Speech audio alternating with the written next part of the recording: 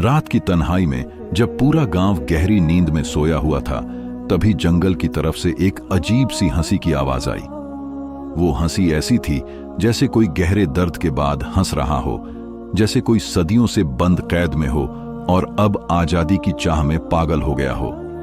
उसी गांव में दो भाई रहते थे। बड़ा भाई था तलहा, शांत स्वभाव, बहादुर और सहनशील। छोटा भाई था जैद, थोड़ा शरारती, बेखौफ और जिद्दी। दोनों भाई यतीम थे और एक छोटे से झोपड़े में रहते थे। उनकी जिंदगी बहुत सादा थी, लेकिन उनके दिलों में एक अजीब सी बेचैनी थी, जैसे कोई राज उनके खून में बह रहा हो। एक दिन जैद शिकार पर गया और जंगल के उस हिस्से में पहुंच गया जहां जाने से लोग डरते थे। वहां के पेड़ों की टहनियां जैसे आपस में कुछ फुसफुसा रही थीं और हर कदम पर सन्नाटा और भी भारी होता जा रहा था। तभी अचानक एक चमकदार रोशनी आसमान में लहराई और जैद बेहोश होकर जमीन पर गिर पड़ा।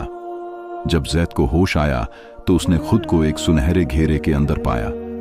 उसके सामने एक लड़की खड़ी थी, बहुत ही हसीन, नीली आंखें जो सूरज की रोशनी को जैसे वापस लौटा रही थी। उसके हाथों में चमड़े से बना कोई जादुई ताबीज था। वो लड़की बोली, मेरा नाम जरीश है, मैं एक जिन्न लड़की हूं और तुम्हें यहां लाना मेरी मजबूरी थी। जैद हैरान रह गया। जरीश ने बताया कि एक पुराना जादू उसे इंसानों से दूर इस जंगल में कैद करके रखे हुए है। अब वह तभी आजाद हो सकती है जब किसी इंसान का दिल सच्चा साबित हो। जैद का दिल अजीब खिंचाव महसूस कर रहा था, पर उसके मन में बार बार तलहा का चेहरा घूम रहा था, जो अब तक जैद की गायब होने पर परेशान हो गया होगा। उधर तलहा ने जैद की तलाश शुरू की, लेकिन गांव के लोग सिर्फ एक ही बात कहते थे, जो उस जंगल में गया वो कभी वापस नहीं आया। जब तलहा ने सुना कि जैद उस डरावने जंगल में गया है जहां से लौटने वाला कोई नहीं रहता, तो उसका दिल थम सा गया। उसे जैद की बचपन की यादें ताजा हो गईं, उसकी हंसी, उसकी शरारतें और उस नन्हे चेहरे का नाजुक मुंह। भीतर एक तूफान उठ खड़ा हुआ। अगर जैद को कुछ हुआ तो उसकी जिंदगी वीरान हो जाएगी। रात के आखिरी पहर तलहा ने पानी से वुजू किया, अल्लाह का नाम लिया और जंगल की ओर निकल पड़ा। पेड़ों की टहनियां जैसे चेतावनी दे रही थीं, पर तलहा की निगाहें सिर्फ एक बात पर टिकी थीं, अपने भाई को बचाने पर। उधर जैद का दिल उस जिन्न लड़की जरीश की बातों में उलझता जा रहा था। उसकी आवाज में कोई जादू था। जब वो बोलती, उसके शब्द दिल में उतर जाते, लेकिन जैद को डर भी लगता था, खासकर जब जरीश अचानक चुप होकर आसमान को निहारा करती, जैसे कोई गुप्त सच देख रही हो। एक रात जरीश ने सच बताया, मुझे एक बुरा जिन्न झमार ने इस जंगल में कैद कर रखा है।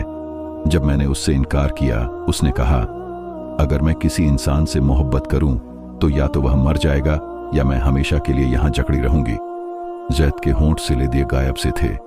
क्या तुम मुझसे मोहब्बत करना चाहती हो? उसने धीरे से पूछा। जरीश ने सिर्फ उसकी आंखों में देखा और फिर रूठ कर करवा दी, मोहब्बत मेरे लिए सजा बन गई है और तुम इंसान हो, तुम्हें यह सजा नहीं मिलनी चाहिए। उस रात जैद ने सपना देखा, एक बुजुर्ग दाढ़ी वाला, चमकती आंखों वाला, हाथ में रोशनी भरा कंटा लेकर कहता, ये तुम्हारी इम्तिहान है। अगर तुम ईमान के साथ खड़े रहे तो वो आजाद होगी और तुम सुरक्षित, वरना तुम्हारी रूह चैन से ना रहेगी। सवेरे जैद ने कैद तोड़ने की ठान ली। उसने जरीश से कहा, मुझे छोड़ दो। जरीश का चेहरा फीका पड़ गया। तुम वैसे भी मेरे घेरे में हो, चाहूं तो हमेशा के लिए रख सकती हूं। नहीं, जैद ने जिंदा लहू भरपूर आवाज में कहा, तुम मुझे आजाद भी कर सकती हो। जरीश के आंसू बह निकले। मैं बहुत कर सकती हूं, लेकिन वो नहीं जो झमार जैसा मुझे बना दे। अचानक जंगल में हलचल हुई, धरती कांपी, काले बादल छा गए। झमार आया, लंबा, धुएं जैसा बदन, भयानक चमकती आंखें। उसने गड़गड़ाहट में पूछा, तुमने फिर इंसान को चुना? जरीश चुप रही। झमार की आंखों में आग भड़क उठी। ये इंसान अब जिन्हों का शिकार बनेगा। जैद ने उस जादुई तलवार को निकाला जो जरीश ने दी थी।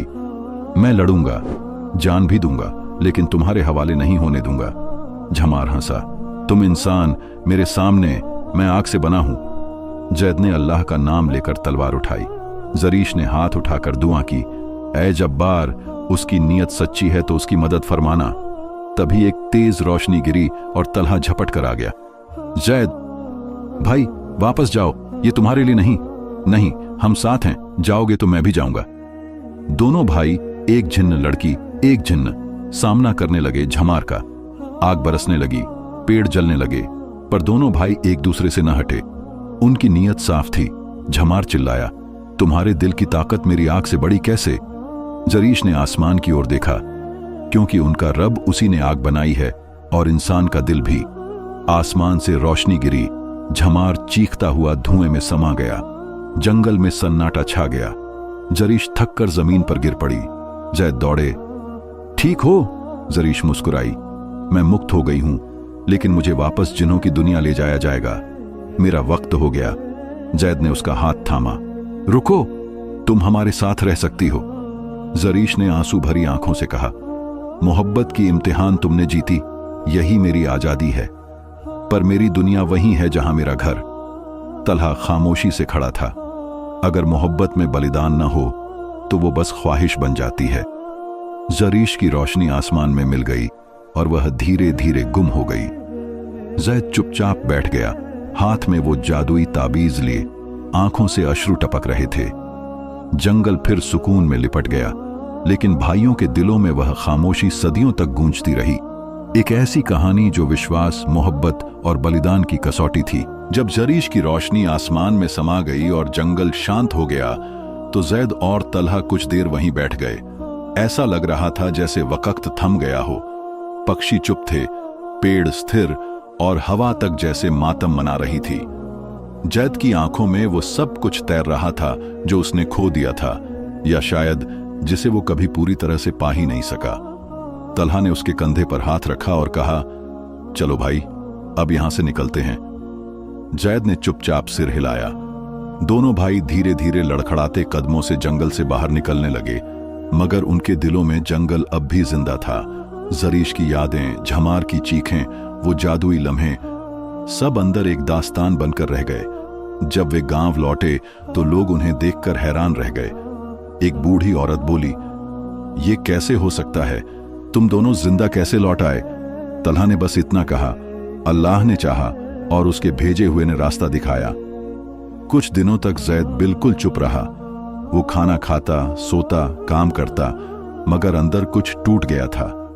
जरीश की कमी एक महबूबा की नहीं, बल्कि एक सच्चाई की थी। एक ऐसा रिश्ता जो उसके दिल को सपनों से भर गया था और फिर उन्हीं सपनों को अपने साथ ले गया। एक रात जब जैद छत पर लेटा आसमान देख रहा था, एक धीमी रोशनी उसके सामने आई। कोई शरीर नहीं था, बस रोशनी, और उसमें जरीश की आवाज गूंजी, जैद, तुमने मुझे आजादी दी अपनी मोहब्बत से। तुम्हारी दुआ, तुम्हारा सब्र, तुम्हारी कुर्बानी सब कबूल हुई। अब मैं तुम्हें आखिरी बात बताने आई हूं। जैद ने आंखें बंद कर लीं और ध्यान से सुना। तुम्हारा सफर अभी पूरा नहीं हुआ है जैद। तुम्हें वो बनना है जो दूसरों को बचा सके। जो रोशनी तुम्हारे दिल में है, अब वो सिर्फ तुम्हारी नहीं, वो एक अमानत है। आवाज धीरे धीरे मिट गई। जैद के होंठों पर एक हल्की मुस्कान आ गई। सुबह वह जल्दी उठा और तलहा से कहा, भाई, मुझे कुछ दिनों के लिए जाना होगा। कहां? किसी ऐसी जगह जहां मैं किसी और की उम्मीद बन सकूं, किसी की दुआ का जवाब, किसी का चमकता सितारा। तलहा समझ गया कि जैद का सफर अभी खत्म नहीं हुआ। जैद ने गांव छोड़ा और बस्तियों, शहरों, जंगलों, पहाड़ों और वीरानों में सफर शुरू किया। जहां भी कोई दुखी या मजबूर इंसान मिलता, जैद वहां उम्मीद बनकर पहुंचता। कुछ समय बाद लोग उसे दरवेश जैद कहने लगे। एक शांत आदमी जिसकी दुआओं से बारिश होती, बीमार ठीक हो जाते और दिलों में बदलाव आ जाता। लेकिन एक रात एक नई परीक्षा उसका इंतजार कर रही थी। वह एक छोटे से शहर के बाहर एक सूनी सी दरगाह में रुका था। रात को किसी ने दरवाजा खटखटाया। जैद ने दरवाजा खोला। सामने एक जवान लड़की थी। मेरा नाम सहर है, मुझे बचा लीजिए। जैद ने उसे अंदर बिठाया, पानी दिया। लड़की कांप रही थी। कौन हो तुम? क्या हुआ है? मैं जरीश की बेटी हूं। जैद के हाथ से पानी का प्याला गिर गया। ये क्या कह रही हो? मेरी मां ने तुम्हारे जाने के बाद मुझे जिन्हों की दुनिया में जन्म दिया। मैं पूरी तरह रूहानी हूं। और अब मुझे झमार के भतीजे शाहमार ने कैद कर लिया है। मैं भाग आई हूं। मां ने कहा था कि तुम मुझे ढूंढ लोगे, पर अब वक्त नहीं है, वो आ रहा है। जैद को यकीन नहीं हो रहा था। जरीश जिंदा है? नहीं, पर उसकी रूह अब भी जिंदा है। उसने मुझे इंसानों की दुनिया में भेजा ताकि मैं अपनी असली पहचान पा सकूं। इसी बीच जमीन हिलने लगी। दरगाह की दीवारों से धुआं उठने लगा। झमार का भतीजा शाहमार आ चुका था। जैद ने सहर का हाथ पकड़ा और बाहर ले जाने लगा, मगर उसने कहा, मैं भागने नहीं आई हूं, मुझे लड़ना है। नहीं, तुम्हारी मां ने तुम्हें बचाने के लिए बहुत कुछ सहा, तुम अभी बहुत छोटी हो। नहीं, मैं जिन्हों की बेटी हूं, लेकिन एक ईमान वाली मां की वारिस भी हूं। जैद को उस बच्ची में जरीश की झलक दिखने लगी। वही हिम्मत, वही रोशनी। शाहमार ने दहाड़ते हुए हमला किया और आसमान काला हो गया। जैद ने कुरान की तिलावत शुरू की। सूरह जिन, सूरह फलक, सूरह नास की आयतें हवा में गूंजने लगीं। सहर ने अपने हाथ उठाए और दुआ की, या अल्लाह, मुझे मेरी मां की तरह एक रोशनी बना दे जिससे ये जुल्म मिट जाए। तभी एक तेज रोशनी आसमान से उतरी। शाहमार चीखा और धरती ने उसे निगल लिया। जब धूल बैठी तो सहर खामोश खड़ी थी, चेहरे पर सुकून था। जैद, अब मैं भी एक रास्ता बन गई हूं। जैद मुस्कुरा उठा। हाँ, और तुम्हारी मां की अमानत अब पूरी हो गई है। जैद ने सहर को तलहा के हवाले किया और खुद एक नई दिशा में निकल पड़ा। इस बार ना कोई जंगल था, ना कोई डर, सिर्फ एक सफर अपने रब की रजा के लिए। जहां जहां उसके कदम पड़े वहां लोग जीने लगे, उम्मीद के साथ, दुआओं के साथ और ईमान के साथ। और इस तरह एक इंसान जिसने एक जिनजादी से मोहब्बत की थी, एक सच्चा दरवेश बन गया, एक रूहानी रहबर। और उसकी कहानी सदियों तक सुनाई जाती रही। दो भाइयों की कुर्बानी, एक जिनजादी की मोहब्बत और एक बेटी की रोशनी।